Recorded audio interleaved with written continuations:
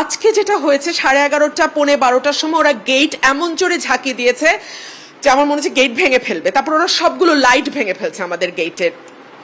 CCTV camera ছিল মার্কেটের, Multiplan computer market, ওই মার্কেটের সিসি ক্যামেরা ভেঙে ফেলছে।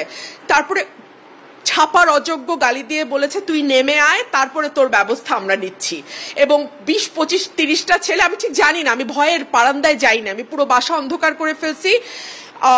অন্ধকার করে আমি এখানেই ছিলাম। আজকে আমি আমার বাচ্চাদের সাথে, আমার ছাত্রদের সাথে আমি মানে কি বলবো ওটাকে, মানে একাত্মতা জানানোর জন্য আমি গিয়েছিলাম। আপনারা দেখেছেন আমি শহীদ মিনারে ছিলাম, আমি শহীদ মিনার থেকে এসছি সন্ধ্যার পরে, এবং আমি আসলে পালাবো না। আমি জানি অনেকেই বাসা ছেড়ে অন্য কোথাও আছেন, আমি জীবনে কোনোদিন বাসা ছেড়ে অন্য কোথাও থাকি নাই, আমার বাবাকেও আমি পালাতে দেখি নাই, আমিও পালাবো না। আর আমি আমার 86 বছরের মাকে নিয়ে থাকি, একা থাকি, আমি আল্লাহর দিকে ভরসা করে থাকি। এই